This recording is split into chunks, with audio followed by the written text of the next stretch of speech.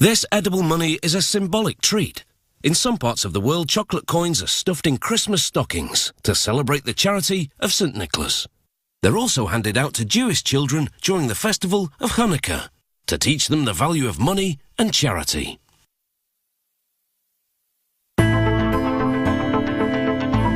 Chocolate coins don't have any purchasing power, but they do buy a lot of appreciative smiles from the kids.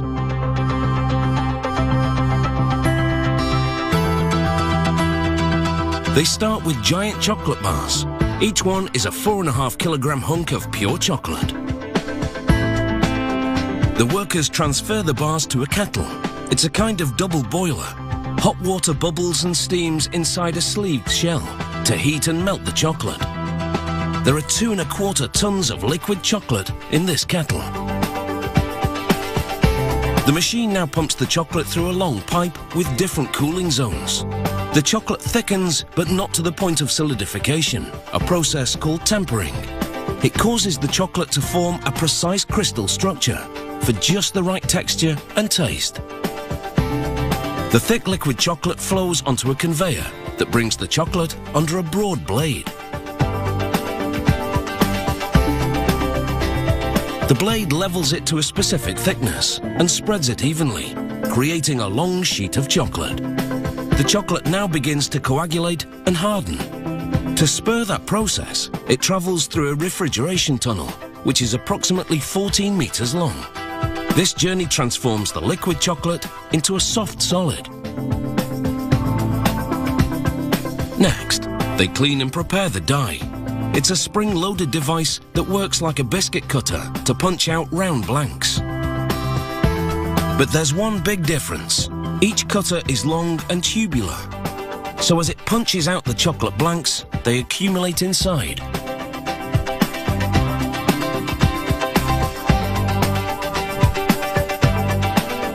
The lattice work of leftovers journeys forward to be remelted into the process. So not a crumb of chocolate goes to waste.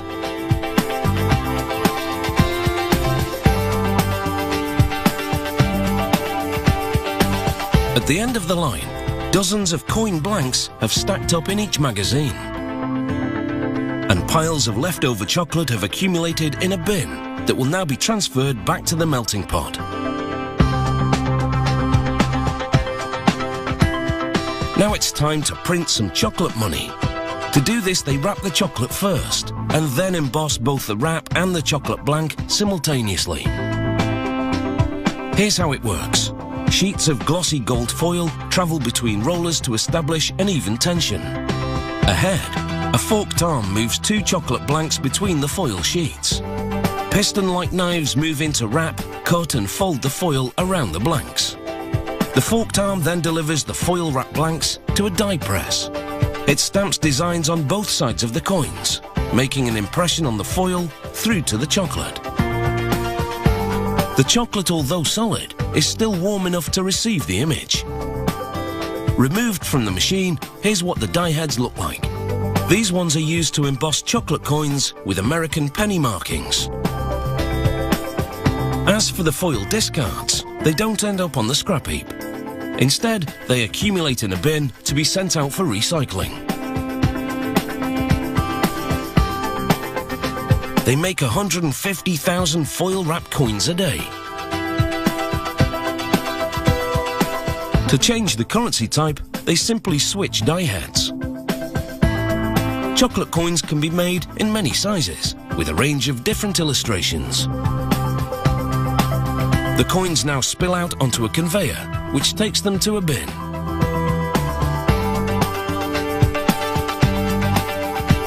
All that's left now is the packaging, which will be the traditional mesh bag.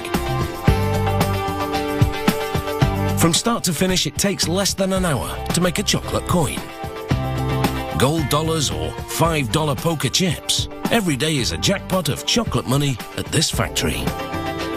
So there's never any shortage of edible cash. Only decisions to be made. Poker chip or chocolate penny. Well, you can always flip a coin.